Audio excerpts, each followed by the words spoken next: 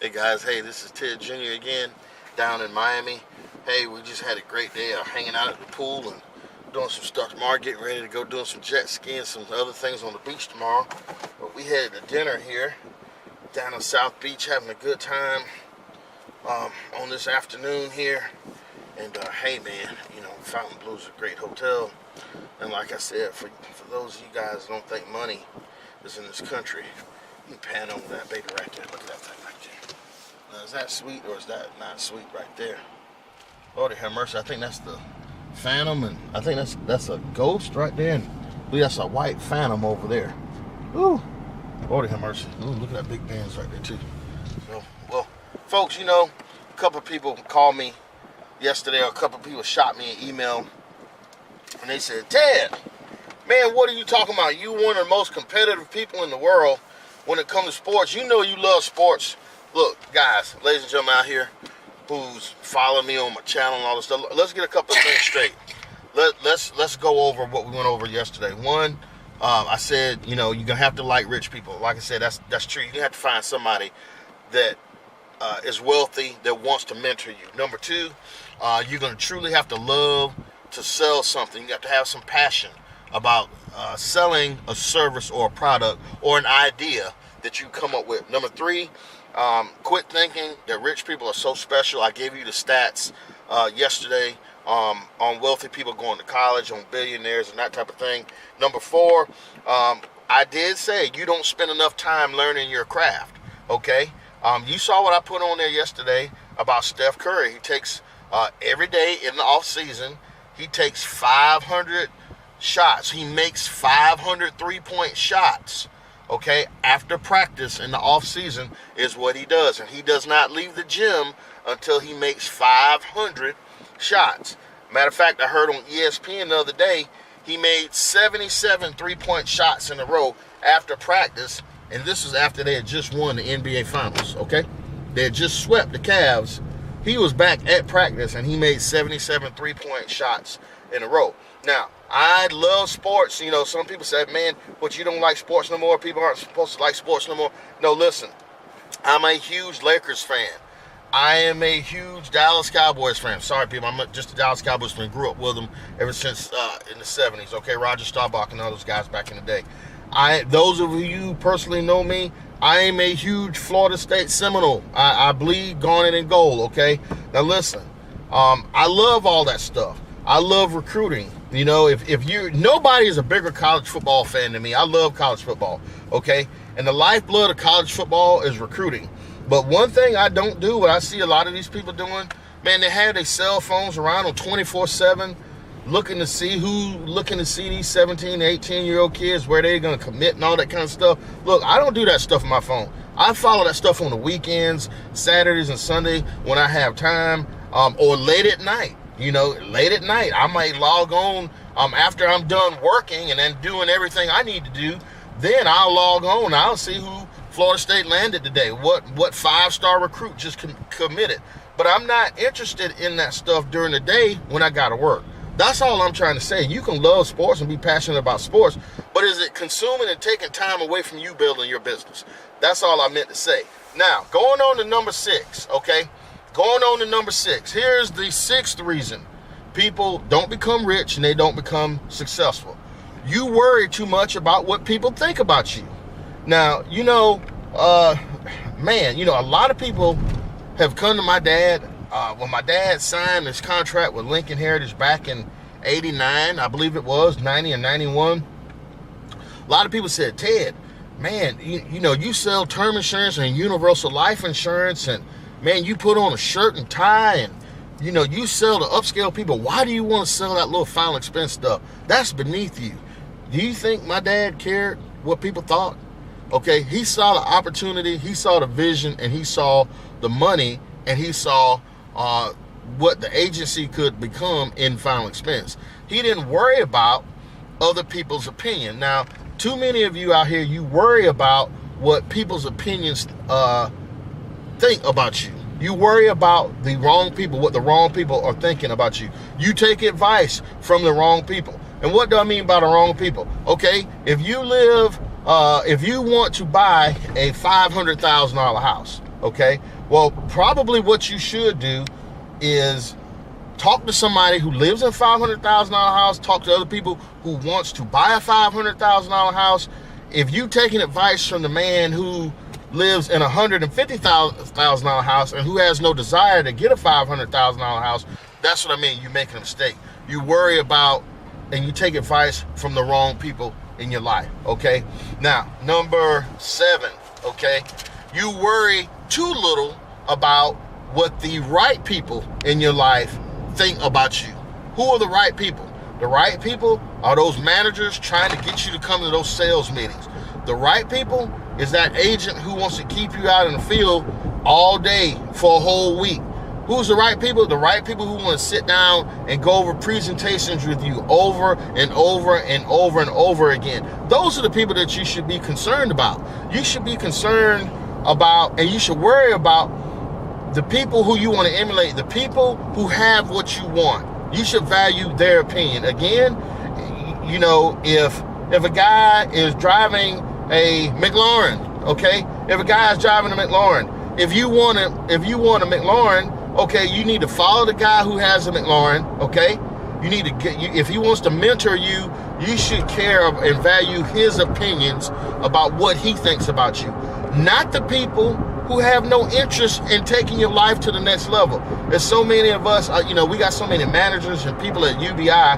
Man, these people will bend over backwards for you. All of my directors and all of my managers, honestly, one thing we try to do in our company is those people, they will bend over backwards to help you get to the next level. But you don't value enough what they think. And those are the right people in your life if you want to do the life insurance final expense gig. If you want to do life insurance final expense career, you need to think about the opinions of those important people in your life who are interested in taking you to the next level. That's all I'm saying. You know, you got to do that. If you're not interested in people who are successful and where you want to be, and those people who have an interest in your life, if you don't value their opinion, you're not going to go very far in this business. Number 8, okay? Here's number 8. And this also, too, is going to rub some people the wrong way, all right? You worry too much about what your family thinks, and you take too much advice from your family, okay? Now, I am not knocking your family. I don't know your family, okay?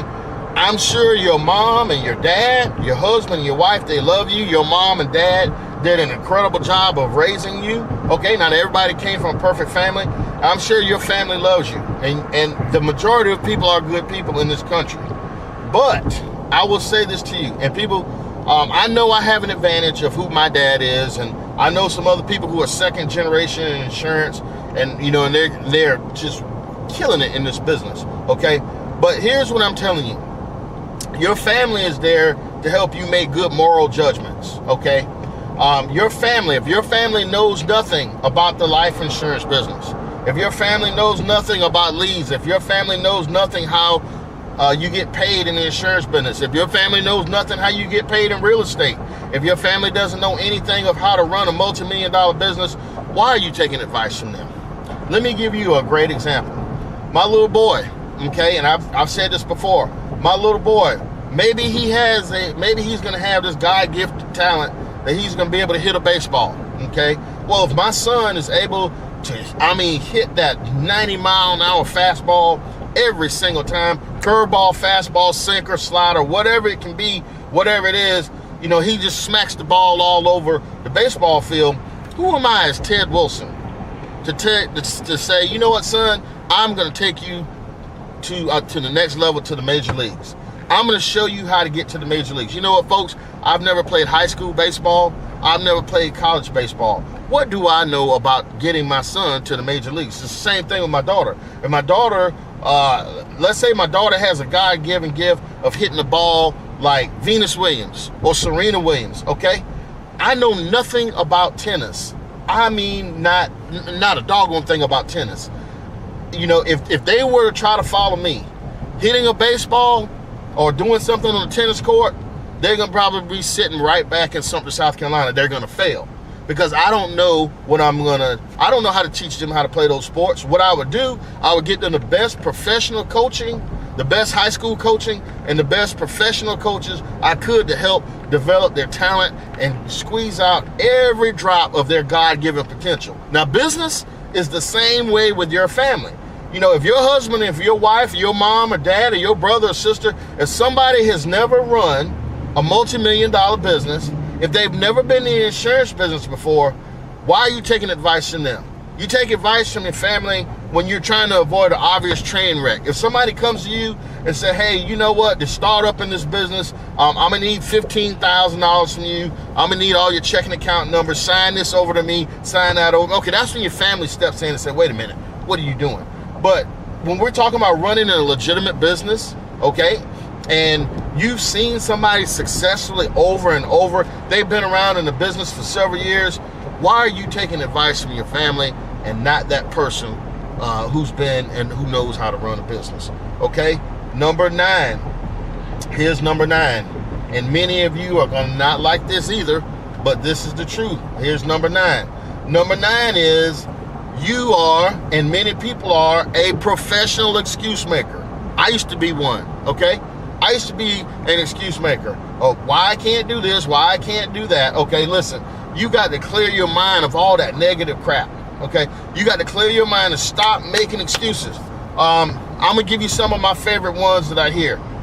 Ted, I can't come today because my dog was sick. I can't come to that training today because my dog was sick. My car wouldn't start. It was too cold outside. Hey man, I got 20 leads to go run in this neighborhood over here. The agent doesn't show up, man. But why didn't you show up? It was raining outside. I don't like the way those people look in that neighborhood. It was too cold. It was too hot. One of my favorite ones, you know what, man, Ted, I got here it is on Monday. Me and the agent supposed to go out and hit the street and work some leads for the next 3 or 4 days. Oh man, it's Monday. Ted, I think I just came down with a 72-hour stomach virus, okay? And that makes me laugh. But how you know you got the 72-hour stomach virus? How you know you're gonna be sick for 3 days? Well, you don't want to work for the next 3 days, is what it is. You have got to stop being a procrastinator, and you got to stop with the excuses. My wife's mad at me. My husband's mad at me. My boyfriend's mad at me. My girlfriend's mad at me. Man, listen, ladies and gentlemen, stop with the excuses. If you want to be rich, you're going to have to compartmentalize. You're going to have to embrace the grind. You're going to have to embrace the problems. You're going to have to embrace things in your life. And you just have to cut out the excuses.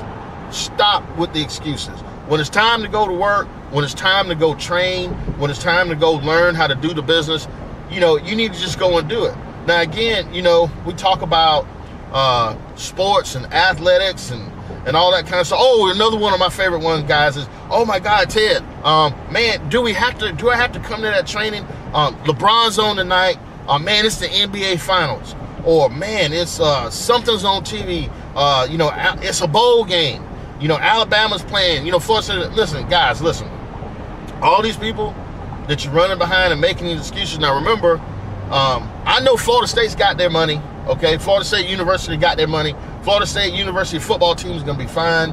LeBron has his stuff. I told you that now. I told you, LeBron is a winner. LeBron has his stuff. Okay. And these people are great because they don't make excuses in their life, okay? They don't make any excuses.